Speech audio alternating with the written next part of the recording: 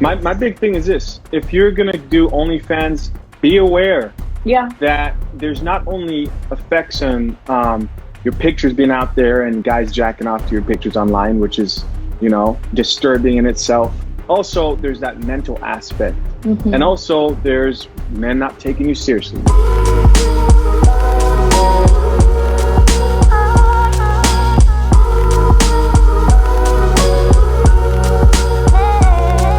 Yo, what's up, YouTube? My name is Chisha Zed. I am back in here with another episode of Chisha Zed and Friends. Felici, welcome back. Hey, guys.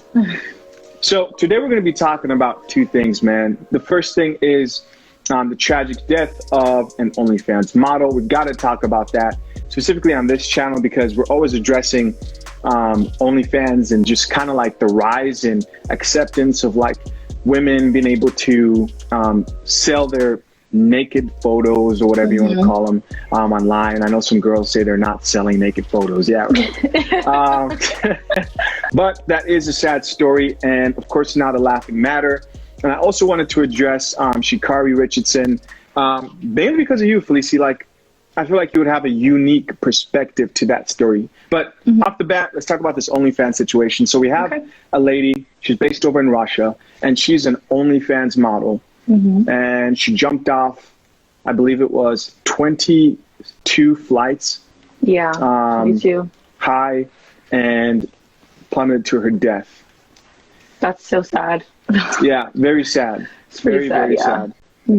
Something I saw on O'Shea Jackson's channel when he talked about this is he said something about her wanting to be a wife and like having a family, right? I don't know how true that is, but one thing that I think is worth talking about that I don't think is addressed are the long-term effects of doing something like OnlyFans. First of all, we know the company's like moving away from the adult content, but we got to talk about this idea of like people nonchalantly being comfortable with posting naked pictures online and thinking that that's just what it is. Yeah. Not understanding the mental toll and the burden that just sort of has an effect on your life.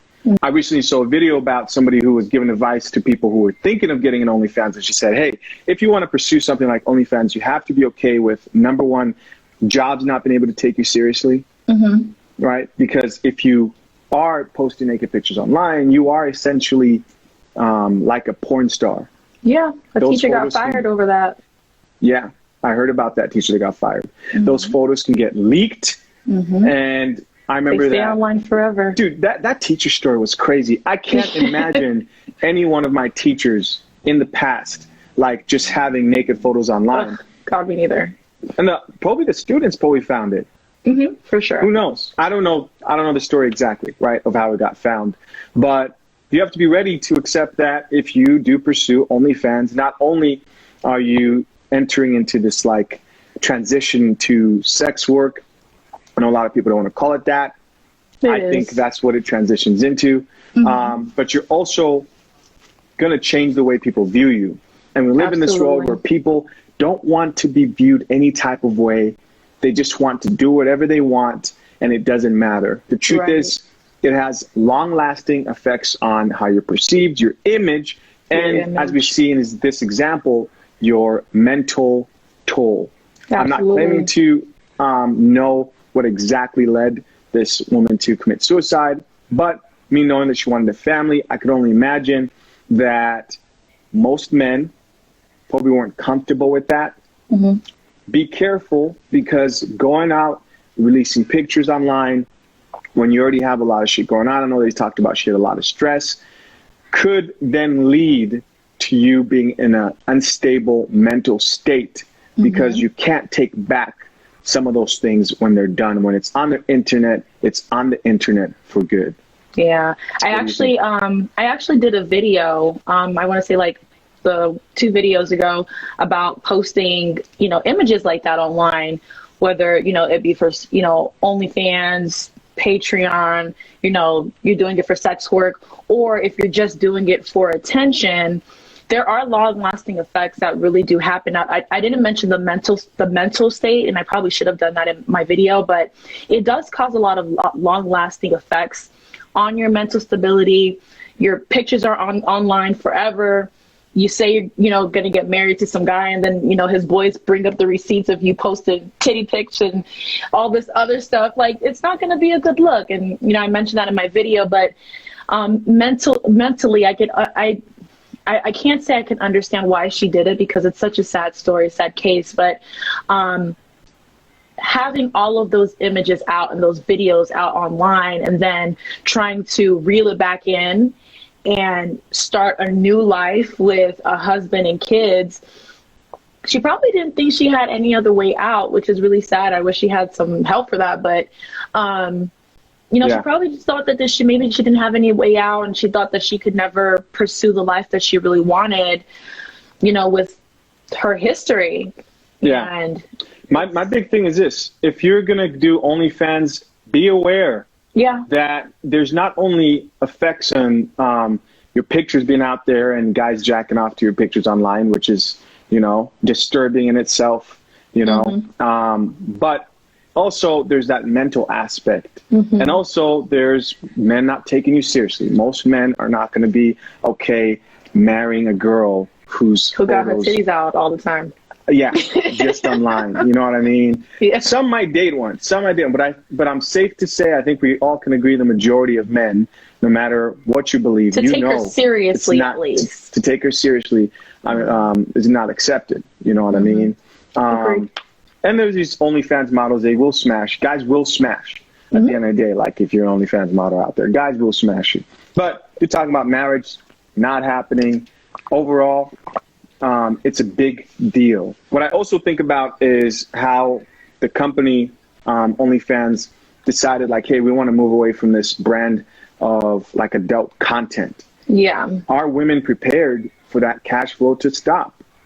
There's going to be a lot of women who are going to have to switch up their lifestyle. And again, it's going to be a lot of mental adjustments. Moving on, I wanted to talk about Shacarri Richardson.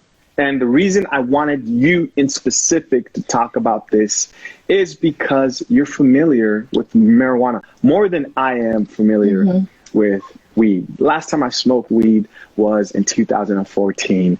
I got way too high, and I haven't gone back since. That shit was crazy. You know what I mean? I smoked for 12 years. I stopped smoking at the beginning of this year, January 1st.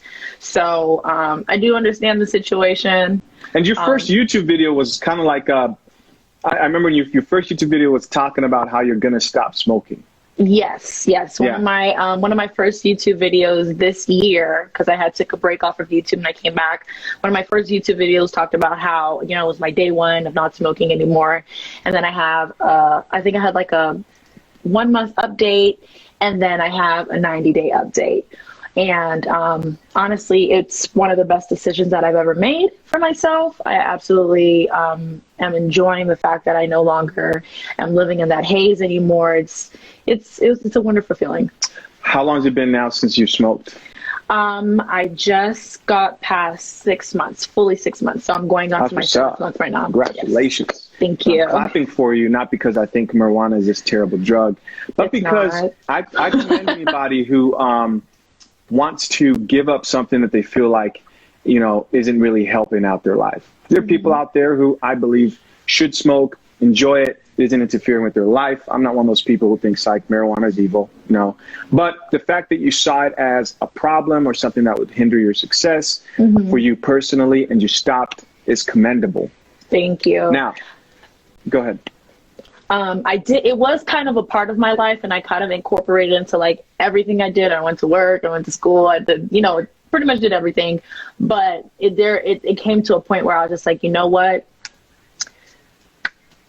Yeah, had to let it go. I don't do this anymore. Yep. So on the topic of Shacarri Richardson, I'm sure everybody already knows about the story. She was supposed to be in the Tokyo Olympics, and they found marijuana in her system, in her body, and she was on a 30-day suspension.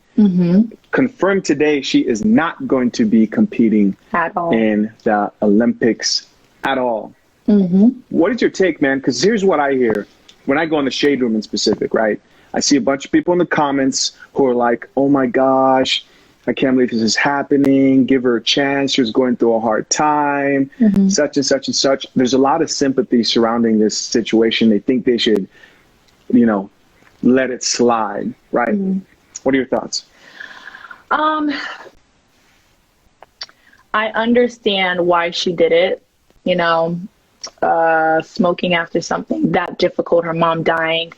You know, of course, it's, you know, something that you kind of want to ease your mind off of, kind of settle your mood out, settle your emotions, understandable.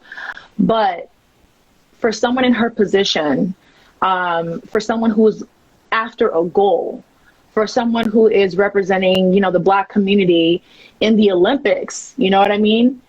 She should have been smarter, and the people that were around her should have been smarter to be like, you know what, you're not going to mess up your chance at winning this title this year. As much as I'm a huge advocate for marijuana. If you do it, I have, you know, go for it. If it's not interfering with your life, absolutely go for it. But she let it interfere with her life. And that's when it's like not okay. Am I wrong to say that when you look at her, she looks like she smokes weed? I mean, I'm just saying, man, there's she's a got lot the obvious, that I don't want to do this, but I think I'm going to just go there. Let's start with the hair, right? The hair is crazy. You feel me? Like, when I read that headline, I wasn't surprised. And I got to keep it real. She represents a big part of Black people here in the States. Right? She represents people who think that there's excuses when it comes to performance in life, right? That people owe you understanding. Life doesn't owe anybody anything. And like you said, this is like a once in a lifetime opportunity. People can only dream to get into the Olympics. Like, the talent that was wasted there was like crazy. I'm going to have to agree with you on that one. All because of weed. All because of weed. And she could have, I mean, this was a huge opportunity for her, especially for, you know, like you said, our Black community, like the girls that do wear the different colored hairs and the long veils that are perceived a certain way because of the way that they looked. I mean, she literally did the expected thing to do. Right. And that's why I feel like, you know, I wish she wouldn't have done it, because it's like people expected that from you. Why did you give them that opportunity to actually find that? And, you know, now it's this huge deal. She's not going to compete in the Olympics this year. Next year, they're going to be like, oh, we're going to search some more for this marijuana. Like, and especially because, you know, especially with what you said, like, she has the hair and the nails and the stuff. They expect it from women that look like that. So I wish she would have, and the people, I kind of blame the people that were around her too at that time, because I'm sure she wasn't by herself. They should have been yo, what are you doing? You about to mess up your chances of going to the Olympics and actually competing and winning. But also, we got to think of this. There's a lot of women out there, you can't tell them nothing. True. At all.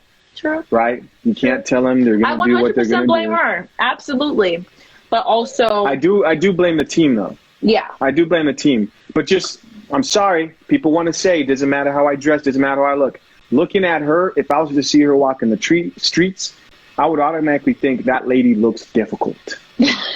She looks harsh. Right?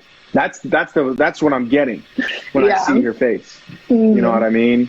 And she kind of proved to be that, you know? Yeah. And I think this is a good example for a lot of Black people out there. I'm glad they didn't renege on that at the end of the day.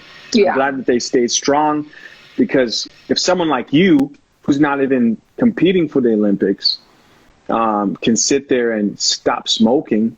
I mean, I'm not trying to say your hopes and dreams are worthless here, but, you know, competing for the Olympics, that's huge. You know, you are a super athlete at that point. It's you know, huge. Many people are never going to work at that physical level. And here you are being able to say, hey, for what I want to do in life, I'm going to let go of this thing And I know it hasn't been easy for you to let go of it, but you have, which is respected, and it shows discipline, right? In her case, she showed that she has a lack of discipline. Just a little bit, yeah. Hey, I guess there's always next year. Hopefully she gets it down. Hopefully she gets it down. She doesn't mess up again. Don't get me wrong, advocate, marijuana, I love it. All forms of it. It's a great thing. But when you have something that important to do for not only for yourself, but people who are looking up to you, you don't want to do anything to fuck it up. Like, she should have been smart about that one. Yeah, I feel you. Hey guys, if you enjoyed this video and want to do some amazing things for my channel, you know what to do, man. Hit that like button down below. Also, make sure to let us know what you thought of the topic. Leave your thoughts in the comment section. As always, I make sure to go in there and conversate with as many people as I can. Felicie, I appreciate you coming on. Thank you so much for having me again. Yes, of Chisha Zed and Friends. Until next time, I'm out. Peace.